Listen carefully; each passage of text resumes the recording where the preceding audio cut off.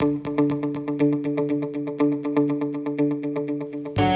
to the Love City Arts Podcast. I'm Andre in the Flow. I wanted to create a space where artists could come together and encourage all of humanity through the arts. So welcome to that space. For more information, to follow my journey and the journey of all of our artists, visit andreintheflow.com and lovecityarts.org. Please enjoy today's episode, and thanks for listening.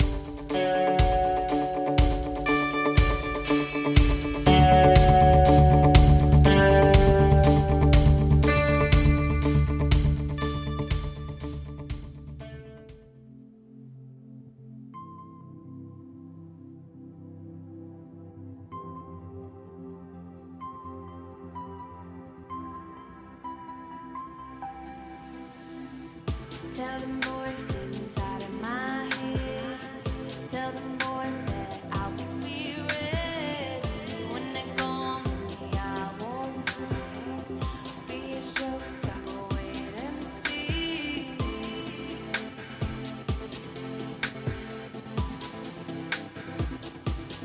Wait and see.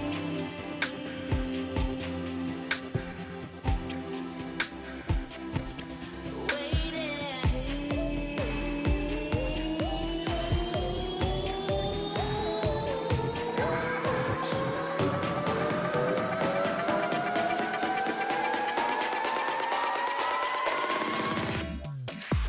Tell them I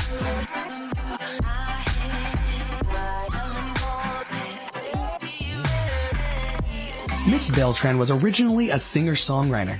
She's been writing songs since she was 13 years old, and it all started when her middle school teacher gave her the opportunity to sing an original graduation song for the entire class. Ever since then, she kept picking up instruments such as the guitar, piano, and even bass guitar to better her writing. During her last few years of high school, she composed a choir piece for her school's choir performance as well as score background music for the fall play. When she entered Berklee School of Music, she wanted to use the opportunity to challenge herself and to learn something she could never do, and that was engineering. Join me in my conversation with Miss Maggie Beltran as we discuss creating a moment, holding healing spaces, being your own cheerleader, and so much more. be already. Got the world coming down in my feet. I'll be a showstopper, wait and see.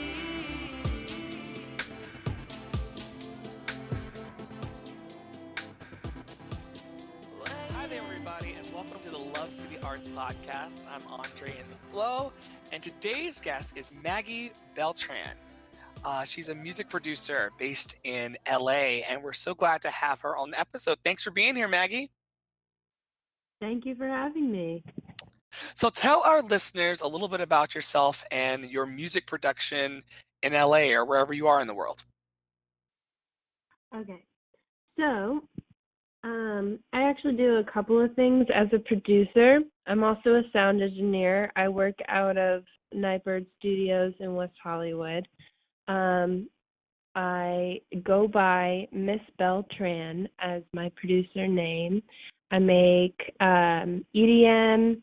I'll do remixes. I've worked with a couple of other pop artists as well, different styles. What's your favorite type of stuff to produce?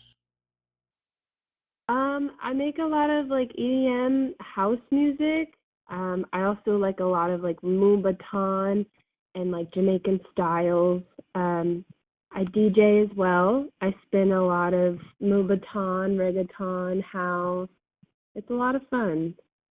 Okay, now tell me a little bit about EDM. What does EDM stand for? I'm not completely familiar myself with that genre as it is. So So EDM means electronic dance music.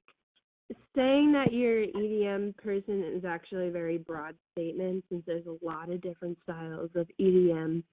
So it's really just any kind of style of music that's electronic. okay, and how did you fall in love with EDM music and the production of it? Like, what was your entryway into this type of music? So before I went to college at Berklee College of Music, I wasn't very tech oriented. I was very much into acoustic music and punk music. Once I got into college and I realized that okay, I could totally do a tech major. I don't really need to know a lot. I got more and more and into it, and I just like engulfed myself in all this electronic programs and stuff like that. And I just like, I love puzzle piecing, and electronic music is very much like puzzle piecing for me. Puzzle piecing and finding all sorts of elements and then finding a way to make them gel and match and turn into this polished product for you. Yeah, and like it's great because it's like you don't even have to think sometimes. You just kind of go with it, and then everything just happens to match up.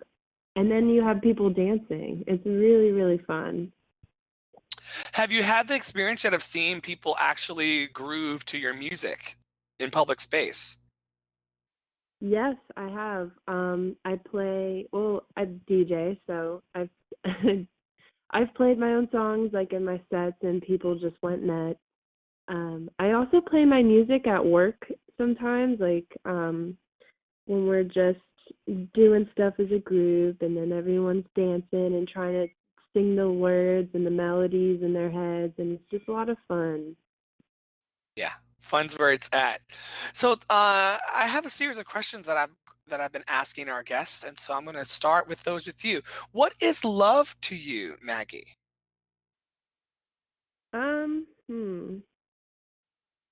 Love to me is the genuine feeling of completely just like caring for something or somebody. That's awesome. Who do you love in your life? Um, I would say my mom and my dad. What do you love about them? I love their consistent support. I love that they're not perfect, and I love that they're um constantly just trying to help me, and I also love how I've grown with them, and just like who they are, and it's because it's like who they are is who I am too. Is this when you first knew that you were loved through them? Yeah. I haven't really ever been like a relationship person. I've always struggled with that area. So, and it's like trying to find love in other people can be really hard because you don't know them as well. And like I really know my parents. So it's like I know that their love is genuine. Yes. Beyond relationships, are there any activities in your life that makes you come alive with love? Hmm. Beyond the producing and beyond being in the studio, like what makes you happy? What makes you come alive with love? I would have to say, like, just like the little tiny moments that I have with my friends, like at work or like working on music or working on a video or doing something like we have, like, you always have those little stupid moments that you'll remember with your friends forever, and like you won't see them for months or years, and you'll meet up with them and be again, and you'll be like, um, oh, remember that one time so and so did this, or like those are the best.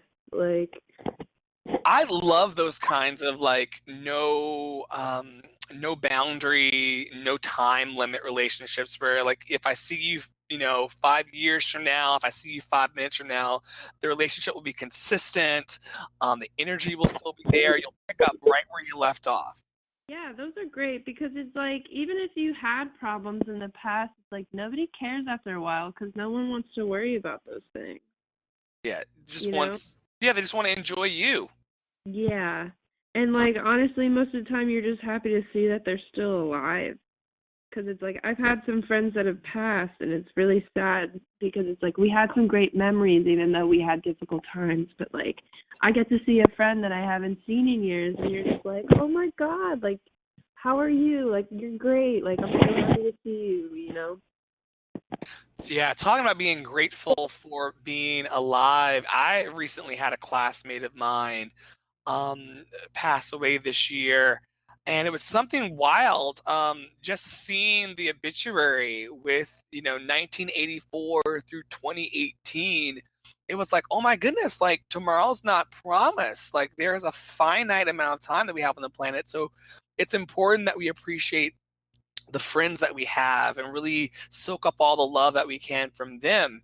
And so I resonate with what you said. Like, yeah, just the gift of them being here is enough to fall in love with. Yeah. Totally, for sure. Where does love present itself in your personal artistry? So how is it woven into the EDM? Is it in the actual producing of it? Is it, how do you inject your artistry with love? So EDM is presented a lot at like moments of dancing. So like we could say club nights, fundraising events, parties, hanging out with your friends at work. What I like to do is kind of like create a sound that I know is going to create a moment. And in those moments, there could be moments of love, there could be moments of hate, there could be moments of like crazy things happen. You don't know, but it's like every element and all like in sound waves to have such a like have such an effect on people. Like one thing I love to do at work is like when I was new to my job, I played a bunch of different kinds of music, trying to figure out what vibrates with everybody.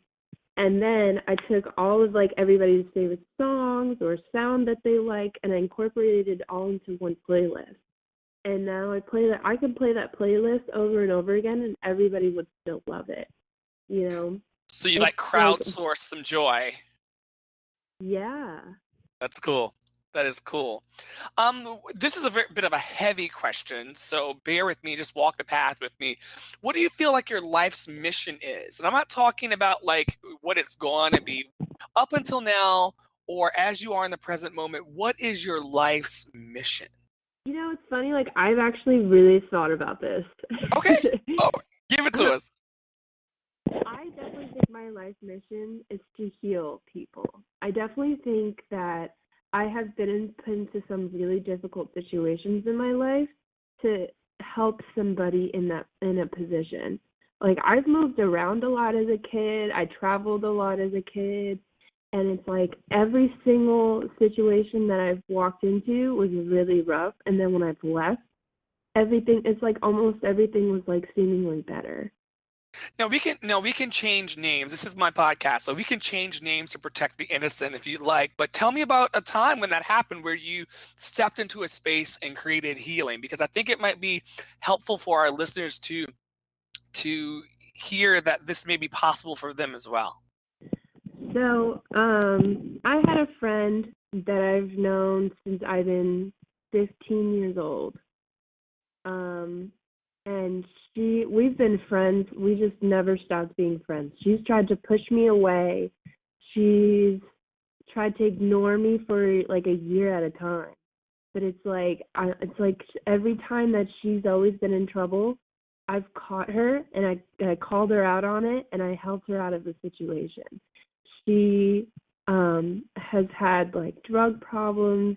She's been in like groups of friends that are just not good for her and her mentality. But now we recently caught up and she's living in India. Oh, And she the last time I saw her, her mother was like almost disowning her. She was not doing well in school, and I like said to her, I was like, you need to do something for you. You need to take care of yourself. You can't expect your mom to give you everything at hand. You can't let yourself fall into a space because you're just going to let yourself fall. And after that, she joined an ashram in India and she worked on a lot of spiritual healing. And now she's sober. She has a wonderful boyfriend. She has her own place in India. She's super happy. And it's like now times like I find her helping me. mhm, So mhm. I found in many of my personal relationships this concept in Buddhism and a lot of spiritual paths, and I'm a Buddhist, that Cool. there's a concept of holding space. And what that means for me is, having friends or loved ones or family members, um, uh, sometimes they are in caves or in dark spaces or down in dark, chasms of their lives. And I just try to remind the people in my life that, like, I will always be outside this cave, outside the hole of the cave, waiting for you. Even if you need to be alone in there, or if you need to like have someone just kind of at the ready, looking out for you, I'm here holding space. I'm here outside the cave, so that when you want to emerge, you're able to walk into, like your friend did, these ashram situations and these healthy romance relationships and things like that. I think that holding space for people in the way that you do is very, very, very important. And it always comes back, as you just said. Yeah, like that, it's so key. Like, 'cause I have it happen to me, like with my brother. Like, I've caught him in moments that I think some of my family will never find him in. And I've literally just said, hey, I got you. Just do this and everything will be okay. And if you need an extra hand, just let me know. And you know what? Like, he's doing so much better now. It's like sometimes you just need that person waiting, holding that space for you. Like, that's a good way to put it. Wow. What would be one of your personal comeback stories? I would definitely say like after this summer. This summer was probably the roughest summer I will ever have in my life. I 2017 was moved, crazy. ooh, oh my gosh. Like I moved I moved 7 times this summer. 7? And yeah. I moved out to LA for a job that ended up not working out, which was totally okay because then after that I had another job opportunity lined up. So I wasn't Right. upset. Yeah. But I kept finding myself in situations where I thought I could trust somebody. And a month later they're kicking me out on the road. So yeah, I lived in one place for a month. I lived at another place for another month, and then I tried to move out to somewhere else, and they lied to me about a lease agreement, and I moved back to the first place I was at, and then they kicked me out because of some personal vendetta. Yeah. Um, How did all this I was, make you feel? I was like, I don't know how I got through it, but I was on a constant of like, kind of like having, like being my own cheerleader. It was exhausting. Because it's like I Being your know own cheerleader. yeah, it's like everybody that I tried to like lean on just slightly just because I needed them, they were literally just kicking me down. I literally like the person who kicked me out and I was homeless for a week, like basically told me that I'm not capable of living on my own, that I should just go home, and just being a total downer. And it Yeah. really sucked. Like, don't believe her. Don't listen to them. Like, don't like Uh, they're completely wrong. Like, Well, number one, and I'm sorry that that happened to you. And I just have to ask, like, what did you say to yourself? Because there may be listeners who are tuning in right now who are getting kicked out of their places, maybe going through hardship at their jobs, maybe laid off or fired from their places of employment or whatever the story may be. Like, what did you say to yourself that might help them get through? I just kind of thought, you know what? Like, I got myself out to LA. I got myself an awesome job. I have 23 years of experience of like shit that I've just gotten myself through. Like, you got to remember who you are and like what you stand for and what you're trying to do, what your goals are. And it's just like people who are trying to kick you down are just side characters in your story. I love that you just said, I've got 23 years of experience on this planet. Um, that's amazing. I think that it's important. It just hit me like a ton of bricks. It's important that we remember our cosmic.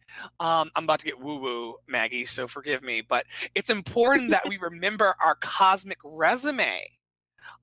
Even as you said that to me, like I have 34 years experience of coming through good, bad, ugly, all these things, and I should rest in that.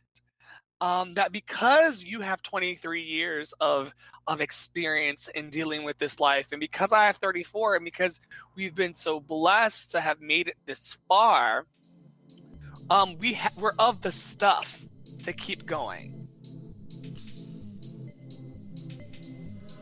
Wasn't quite like this. World so cold, but it wasn't quite like this. No one ever dreamed that I rock these ices. Plus I got cheese and I mean nice slices. Sometimes I scream so the world might hear me. Then I got meat so the world might fear me. Pulling all sides, but they can't quite tear me. Yeah, heard threats, but they don't quite scare me. Indestructible now, don't fuck with you now. Don't change with the crowd. Just make my weed loud, cause that's how I do. Tell your homeboys come through.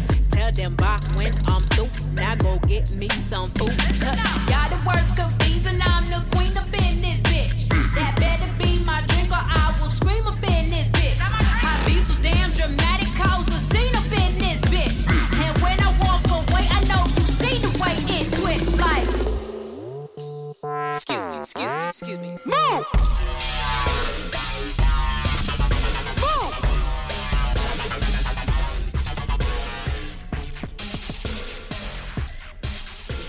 That is so good. Is there any social media or any place where people can find your music and your EDM tracks? Yeah. Like if you've made it this long, I think you're killing it. Yes. Hashtag killing it. Yeah. I'm all over the place. You can just search like on Spotify, Tidal, iTunes, Apple Music, whatever you use. Just search Miss MISS Beltran, Beltran, like Carlos Beltran. Yeah.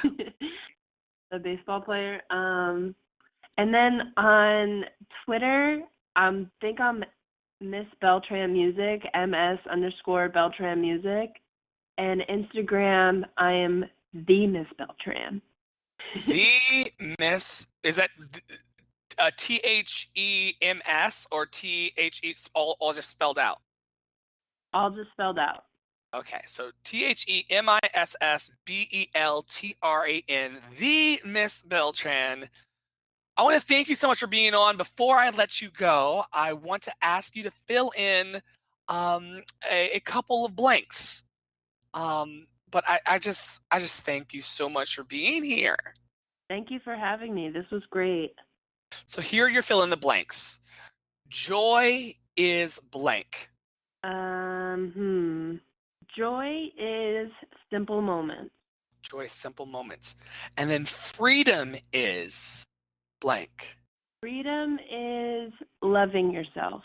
Yes. Freedom is loving yourself. Well, you've definitely given us a lot of tools today here on the podcast of ways in which we can love ourselves and actually show up more and more every day for other people. So once again, thank you. And would you come back sometime on the podcast? Totally. Okay.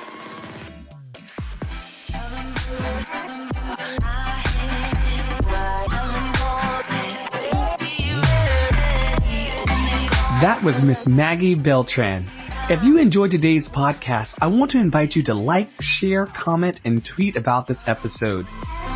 Your comments help me to make this podcast the best that it can be and continue to share the love. Don't forget to pass this episode on to someone that you may know that might need an extra pick-me-up as well. Also, feel free to visit lovecityarts.org. We've got more episodes, monthly giveaways, upcoming in-person events, uplifting blogs, and a book club on the way. Love City exists to uplift artists, the ones that love them, and the inner creative genius in us all.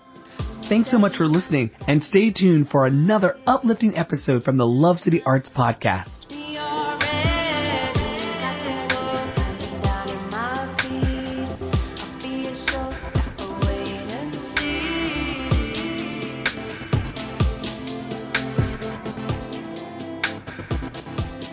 Wait and see.